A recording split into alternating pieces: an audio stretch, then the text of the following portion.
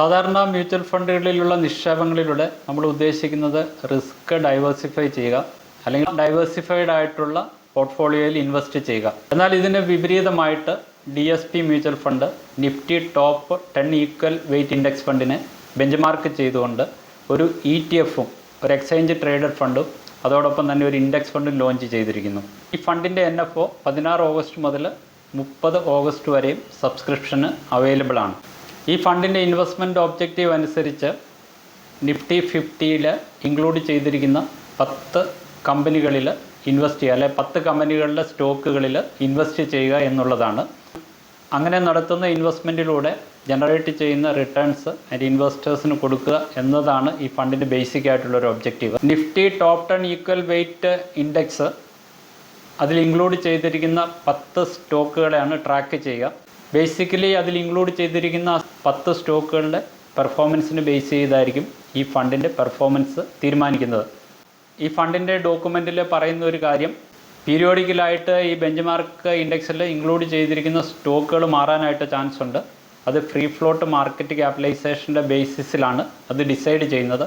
Quarterly അല്ലെങ്കിൽ half yearly ബേസിസിൽ ഈ ഇൻഡെക്സിൻ്റെ underlying assets review ചെയ്യുന്ന സമയത്ത് അതിൽ ഇൻക്ലൂഡ് ചെയ്തിരിക്കുന്ന കമ്പനികളും മാറാനായിട്ടുള്ള ചാൻസ് ഉണ്ട്.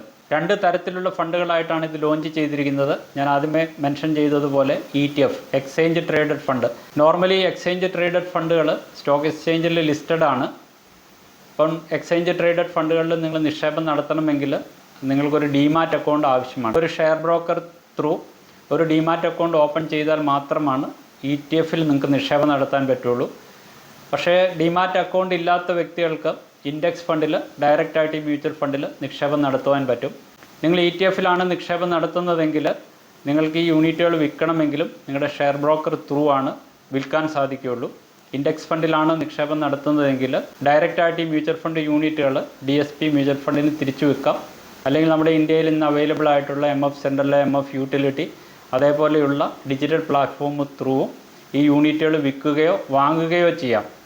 പ്രസൻ്റ്ലി ഈ ഇൻഡെക്സിൽ ഉൾപ്പെടുത്തിയിരിക്കുന്ന കമ്പനികൾ ഇൻഫോസിസ്, അതിൻ്റെ വെയിറ്റ് ഏകദേശം 11.4%, ITC 11.1%, Tata consultancy services 10.75%, Hindustan Unilever 10.47%, L&T 10%, Reliance industries 9.74%, Kotak Mahindra bank 9.55%, ICICI bank 9.54%, HDFC bank 8.89%, axis bank 8.63%.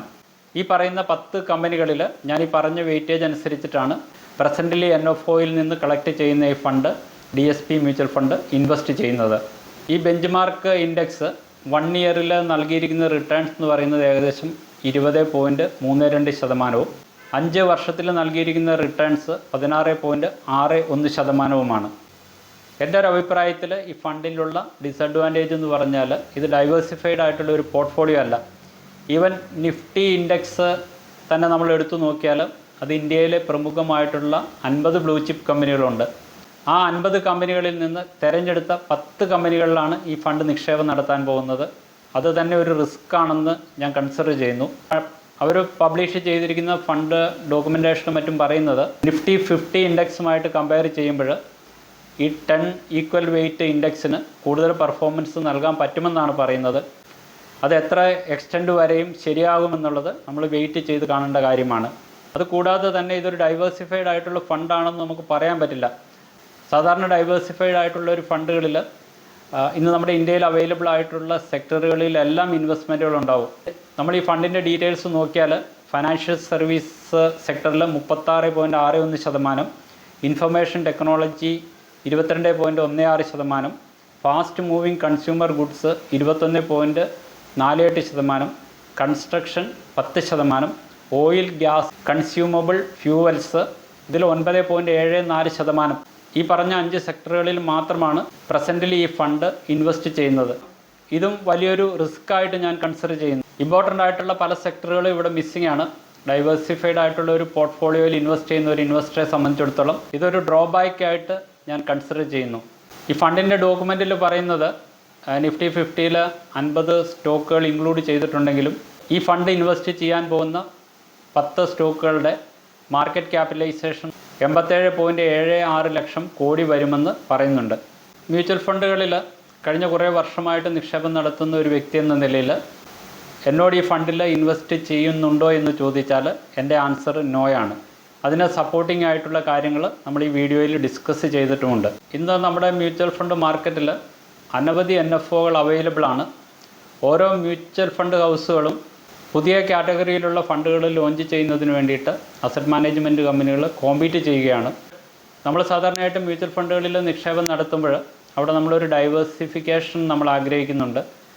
10 ഷെയറിലും മറ്റും ഇൻവെസ്റ്റ്മെൻറ്റ് നടത്തുന്ന ഒരു മ്യൂച്വൽ ഫണ്ടിൽ എത്ര എക്സ്റ്റെൻറ്റ് വരെ ഈ ഡൈവേഴ്സിഫിക്കേഷൻ വർക്കൗട്ട് ആകും, എത്ര നമുക്ക് റിസ്ക് അഡ്ജസ്റ്റഡ് ആയിട്ടുള്ള റിട്ടേൺസ് ലഭിക്കും എന്നുള്ള കാര്യങ്ങൾ നമുക്ക് പ്രെഡിക്റ്റ് ചെയ്യാനായിട്ട് സാധിക്കുകയില്ല. മ്യൂച്വൽ ഫണ്ടുകളിൽ നിക്ഷേപം നടത്തുന്ന അല്ലെങ്കിൽ ക്യാപിറ്റൽ മാർക്കറ്റിൽ നിക്ഷേപം നടത്തുന്ന വ്യക്തികൾ പലപ്പോഴും ആഗ്രഹിക്കുന്നത് അവർക്ക് റിസ്ക് അഡ്ജസ്റ്റഡ് ആയിട്ടുള്ള ഒരു റിട്ടേൺസ് ലഭിക്കുക എന്നുള്ളതാണ്.